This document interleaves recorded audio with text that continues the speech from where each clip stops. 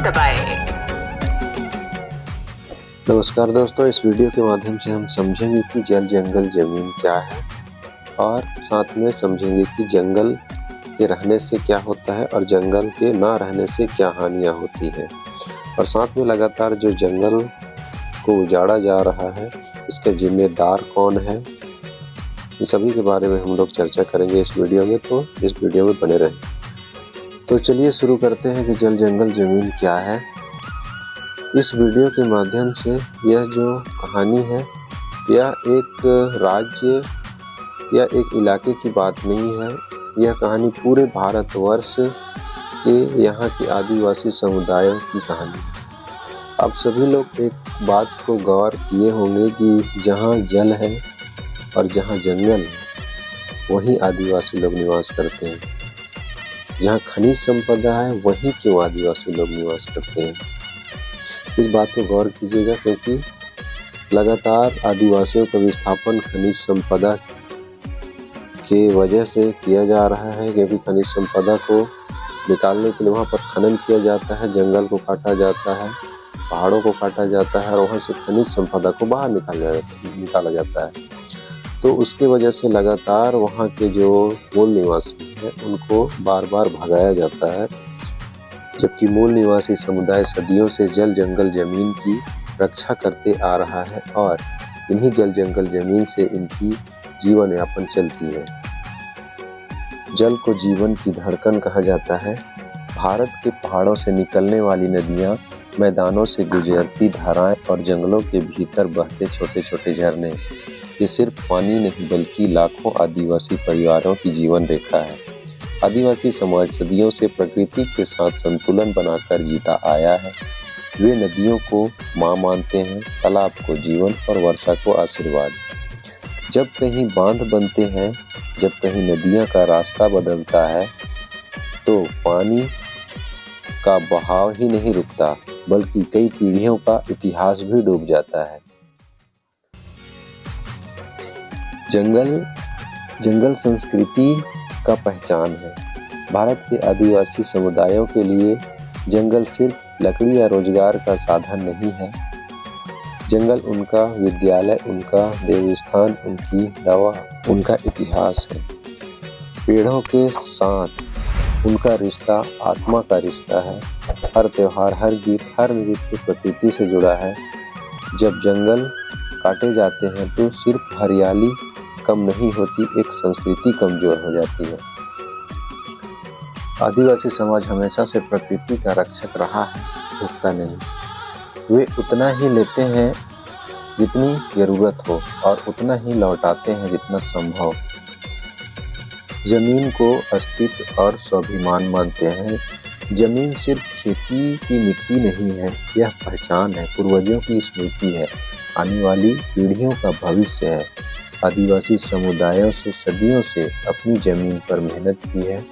उसी मिट्टी के उनके त्योहार, उनके संस्कार और उनके पूर्वजों की यादें बसती हैं। जब विकास के नाम पर जमीनें छीनी जाती हैं तो मुआवजे की रकम से घर तो बन सकता है पर जड़ें नहीं लौट सकती। और यह समाज जब भी इनके जल जंगल जमीन के ऊपर जब भी आफत आई है या इनको उजाड़ने का कोशिश किया गया है, तब यह समाज हमेशा से अपनी आवाज़ को उठाने का कोशिश किया है और यह संदेश दिया है कि विकास जरूरी है, लेकिन ऐसा विकास जो प्रकृति और लोगों दोनों का सम्मान करे। जल जंगल जमीन की रक्षा का मतलब सिर्फ आदिवासियों की नहीं है, पूरे भारत देश की है और पर्यावरण का भविष्य की रक्षा है। इस प्रकार जंगल केवल पेड़ों का समूह नहीं है बल्कि पृथ्वी का जीवन चक्र का आधार है। मानव सभ्यता के विकास से पहले भी जंगल थे और आज भी मानव जीवन जंगलों पर निर्भर है। जंगल हमें प्रत्यक्ष और अप्रत्यक्ष रूप से असंख्य लाभ प्रदान करते हैं। चलिए दोस्तों, अभी तक हम इस वीडियो के माध्यम से यह बताने का कोशिश कर रहे थे कि किस तरह अगर प्रकृति रहता है, वातावरण रहता है या जंगल रहता है तो किस तरह खुशियाँ हरियाली चारों तरफ रहती है, और अगर नहीं रहे तो क्या होगा। तो चलिए आगे जानते हैं कि अगर जंगल काटे गए, पेड़ काटे गए तो क्या होगा। चलिए शुरू करते हैं कि अगर पेड़ों को काटा गया तो क्या होगा। तो दोस्तों, अगर पेड़ों को काटा जाता है तो सबसे पहले बुरा असर पड़ता है वहाँ के जंगली जानवरों को, क्योंकि जंगल जानवरों का घर होता है, भोजन स्थल और सुरक्षा कवच होता है।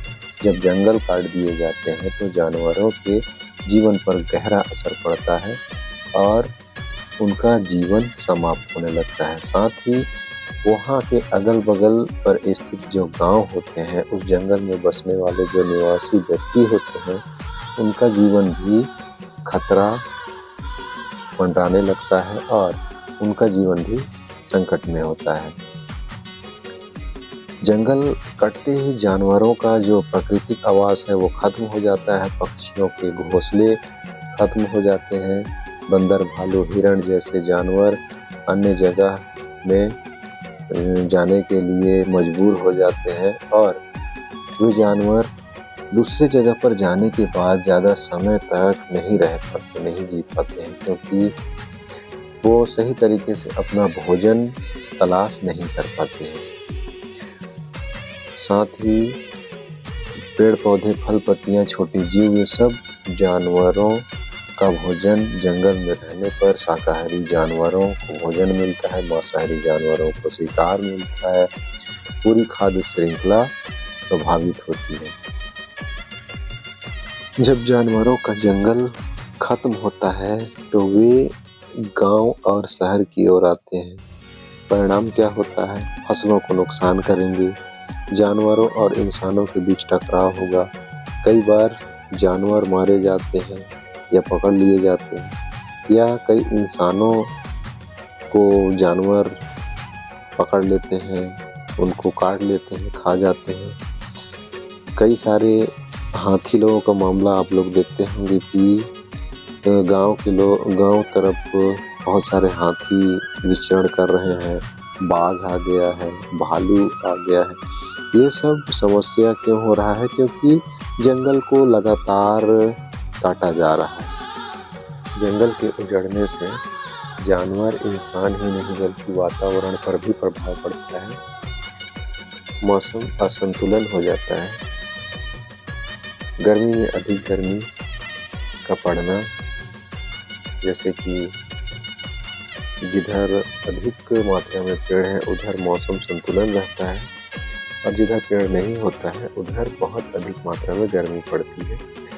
बरसात का जो मौसम होता है वह भी सही तरीके से बरसात नहीं होती है। तो चलिए दोस्तों, अब हम बात करते हैं कि इन जंगल को उजाड़ने के पीछे किसका हाथ होता है। तो दो तरह से जंगल उजड़ता है। एक तो विकास किया जाता है, जैसे कि रोड, सड़क के लिए और नया गांव बसाने के लिए, नया जगह बसाने के लिए, और दूसरा खनिज संपदा के लिए। तो सबसे ज़्यादा इकट्ठा अगर जंगल को उजाड़ा जाता है तो खनिज संपदा के लिए 400-500 हेक्टेयर भूमि को इकट्ठा उजाड़ दिया जाता है और वहाँ से खनिज संपदा को निकाला जाता है।